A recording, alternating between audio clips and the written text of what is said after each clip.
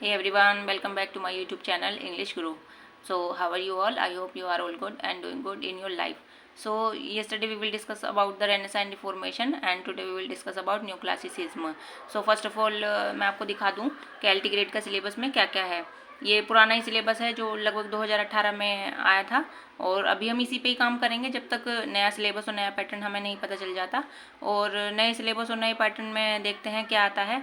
और लगभग ग्रामर में आपको दिखा देती हूँ क्या क्या है. Unseen prose and poetry passage, full language comprehension and appreciation, और पंचुएशन, पार्ट ऑफ स्पीच में ही लगभग 8 टॉपिक्स हैं. Spellings, word formation and vocabulary, tense, narration, conditional sentence, concord phrasal verb, idiomatic expression, transformation and synthesis, translation from English to Hindi and Hindi to English, letter writing, dialogue writing, ये सब. और English grammar का भी इससे बाहर क्या ही syllabus देंगे क्योंकि लगभग सभी एग्ज़ाम में यही फॉलो होता है और एक एक टॉपिक ही बहुत वास्ट है इसमें और काफ़ी समय चाहिए होता है हर टॉपिक को सीखने के लिए, मेंटेन करने के लिए. और ये लिटरेचर सेक्शन है. लिटरेचर सेक्शन में सबसे पहले हिस्ट्री ऑफ इंग्लिश लिटरेचर है. ये पूरी ए सेक्शन में जितनी भी चीज़ें दी गई हैं ये सारी हिस्ट्री ऑफ इंग्लिश लिटरेचर से रिलेट करती हैं. और इसमें से लगभग मैंने पुराना पेपर पैटर्न का एनालिसिस किया था, लगभग 20 क्वेश्चंस आए हुए थे और इस बार भी यही मान के चलिए कि लगभग 20 to 30 क्वेश्चन इसमें से आएंगे ही हिस्ट्री ऑफ इंग्लिश लिटरेचर में से. और इसे हल्के में लेने की कोशिश नहीं करना आप लोग कि ये हम सोचते हैं कि इनमें से तो कोई क्वेश्चन आएंगे ही नहीं और हम लाइटली पढ़ के चले जाते हैं. बहुत डीप क्वेश्चन पूछ रखे थे इन सभी टॉपिक्स में से, एक एक टॉपिक में से, और एक एक टॉपिक ही काफ़ी वास्ट है. इसमें से हम देख लेते हैं क्या क्या है. Literary forms and movement with special reference to एलिग्री. इसमें पूछेंगे एलिग्री क्या होता है, बैलेट क्या होता है, ode, sonnet, blank verse, epic, mock epic, heroic couplet, lyric, elegy and other stanza forms, dramatic monologue, free verse and rhyming meter, dramatic forms like tragedy. Tragedy क्या होती है, कॉमेडी क्या होती है, ट्रेजी कॉमेडी क्या होती है, रोमांस क्या होते हैं, वन एक्ट प्लेस क्या होते हैं, बायोग्राफी क्या होती है, ऑटोबायोग्राफी क्या होती है, memoir, travel writing, fictional forms, different type of essays, renaissance reformation, ये हमने कल डिस्कस किया था. न्यू क्लासिसिज्म, ये हम आज डिस्कस करेंगे. Metaphysical poet, romanticism, pre Raphaelite, modernism, impressionism, expressionism and surrealism, understanding and identification of figure of speech. इसके बाद ये पोइट्री सेक्शन है कुछ, इसमें अलग अलग पोइट्स के वर्क्स दिए गए हैं.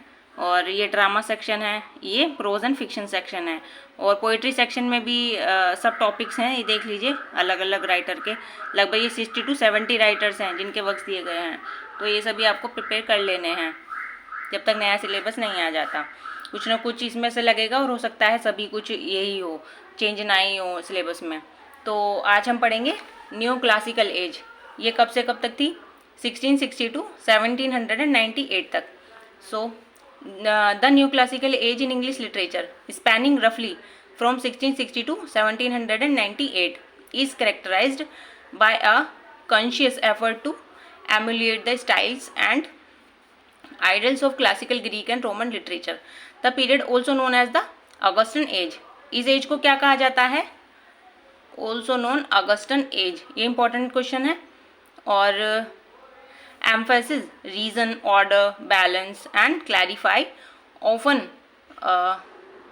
drawing inspiration from writers like Virgil and Horace. Key characteristics देख लेते हैं. Emphasis on reason and orders, imitation of the classics, emphasis on form and structures, focus on morality and social commentary, rise of novel, age of Dryden ये भी important है. Augustan age इसी के अंदर आती है. एज ऑफ जॉनसन इसी के अंदर आता है. So main writer and works in neo classical era. सबसे पहले जॉन ड्राइडन. जॉन ड्राइडन के क्या क्या वर्क्स थे important, known for his plays, poetry and criticism including Absalom and Achitophel and all for love. ये मेनली इंपॉर्टेंट चीज़ें दी गई हैं और बाकी इन्होंने काफ़ी सारे वर्क्स और भी लिखे हैं. Alexander Pope, master of the heroic couplet, famous for an essay और criticism, the rape of the lock. ये एलटी के सिलेबस में भी है, rape of the lock Alexander Pope की. और and translation of Homer. Jonathan Swift में क्या क्या लिखा, renowned for his satirical work including Gulliver's travel and a modest proposal.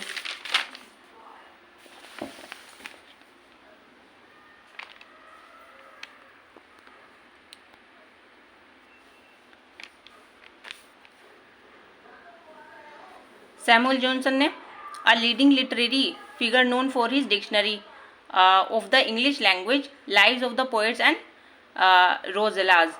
Daniel Defoe ने a pioneer of the English novel known for Robinson Crusoe.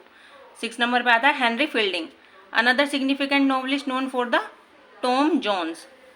और Joseph Addison and Richard Steele, writers of essay and periodicals including the spectators. इनका work था, important work है ये भी, spectators. Decline of new classicism, ये कब खत्म हुई?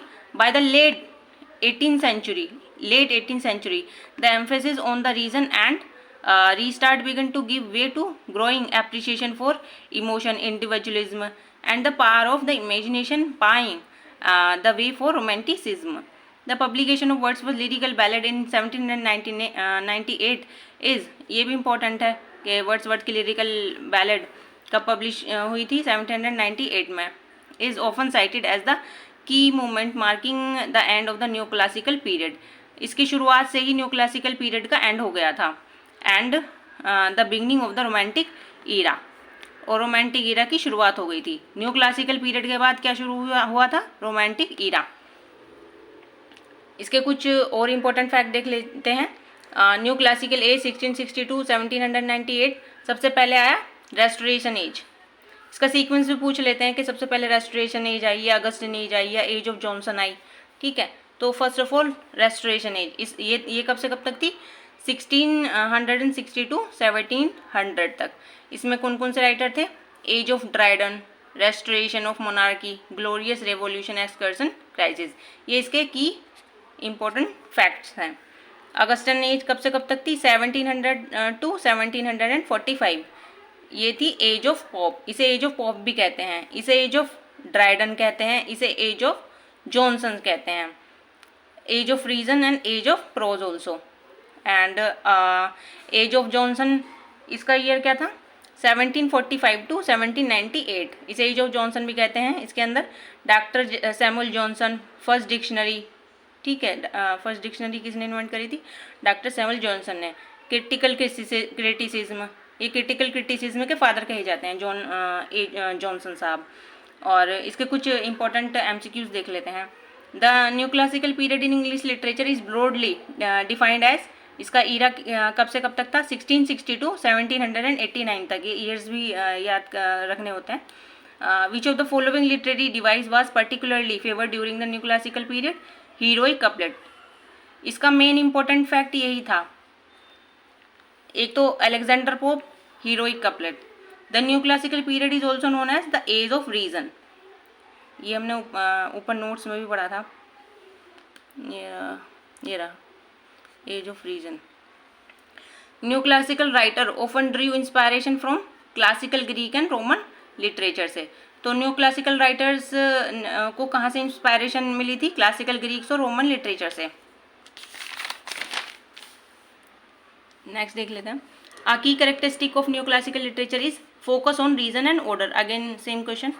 Which of the following author is considered a major figure of neoclassical period? का मेजर फिगर कौन थे? अलेक्जेंडर पोप, जैसे कि मैंने आपको पहले भी बताया था, अलेक्जेंडर पोप। इसका एलटी में भी दिया गया है ये राइटर अलेक्जेंडर पोप, और इसका रेप ऑफ द लॉक बहुत इंपॉर्टेंट वर्क है और एलटी ग्रेड के सिलेबस में भी आता है, और उसमें से क्वेश्चन भी बने थे पिछली बार, 2 या लगभग 3 क्वेश्चन बने थे। The restoration period, a part of the new classical era, is associated with the re-establishment of the monarchy in England. New classical writer often employed satire to critical social and political issue. Which of the following is not a characteristics of neoclassical poetry? Ornamentation is not a characteristic. Okay. The age of Johnson, the final phase of the neoclassical period, is named after Samuel Johnson.